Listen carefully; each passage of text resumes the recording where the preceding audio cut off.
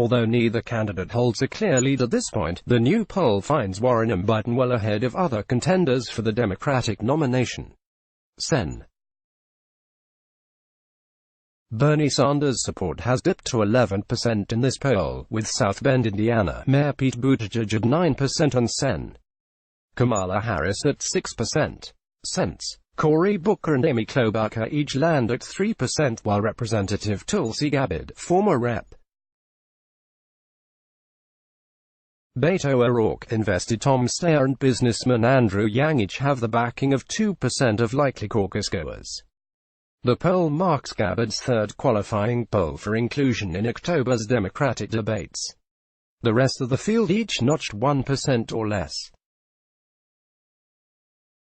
Warren's improved standing overall in the Iowa poll comes on the heels of a stronger showing in recent national polls and is bolstered by an increasing positive favorability rating. 75% have a favorable view, the best in the field, and she is one of only 4 candidates who have improved their net favorability since the June CNN-DMR poll, as well as a growing percentage of likely caucus goers who say she is either the first choice, second choice, or someone they are actively considering. All told, 71% were at least considering Warren's candidacy, ahead of the next best candidate on that score by 11 points, Biden at 60%. Her supporters are also more enthusiastic than those behind Biden. 32% of her backers are extremely enthusiastic versus 22% for the former vice president. The Massachusetts senator appears to be gaining ground primarily at the expense of Sanders. She holds the support of 32% of those who say they caucused for Sanders in 2016. Sanders himself stands at 25% among that group, stands at 48% among those who consider themselves very liberal, and for the first time in CNN-DMR polling on the race, has edged ahead of Sanders among those under age 35. 27% back Warren, 22% Sanders. Biden's core backers remain behind him in largely the same way they were in the previous poll. Among seniors, he is the first choice of 35%, about the same as earlier this year. And he remains above 30% support with moderate and conservative likely caucus goers. And Warren's supporters are a bit less apt to be locked in than are those backing Biden. 12% of Warren's supporters say their mind is made up versus 26% of Biden's supporters. Overall, though, just 20% of likely caucus goers say their mind is made up now, suggesting there is plenty of room for these preferences to shift before February. Shifts in favorability for many in the field. A summer spent campaigning in Iowa has done little to improve the chances there. Aside from Warren, no candidate has made meaningful gains in overall support compared with the backing among likely caucus attendees in June, and 10 candidates saw their unfavorable ratings rise by double digits without an equivalent rise on the positive side of things, including a whopping 30-point increase in negative views of author Marianne Williamson, a 23-point jump for former Secretary of Housing and Urban Development Julian Castro, and increases in the teens for former Maryland Rep. John Delaney, Montana Governor Steve Bullock, and Ohio Representative Tim Ryan. Sanders and Biden each saw an increase in unfavorable views alongside a drop in favorable ratings. Sanders shifted from 70% favorable and 25% unfavorable to a 58% favorable to 36% unfavorable rating. Biden's favorable numbers dipped 6 points to 66%, while his unfavorable rating rose 5 to 29%. Yang also saw his unfavorable numbers grow, but the rise was matched by the increase in his favorability rating. Beyond Warren's gains, Buttigieg boosted his favorable rating 8 points to 69% without an appreciable rise in unfavorable views. Klobuchar saw favorable views gain 6 points to top 50% for the first time, while her unfavorable numbers rose 4 points, and Booker's favorability climbed 5 points to 60% as the unfavorable side gained just 3 points.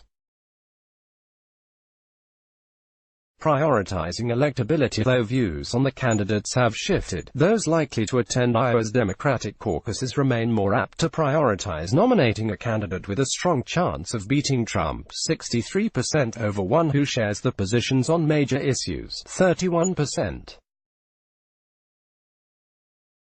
And most think that after Trump, American government could return to the way it was before his election, 59%. The poll sought to gain insight into what it is likely caucus-goers think an electable candidate would be.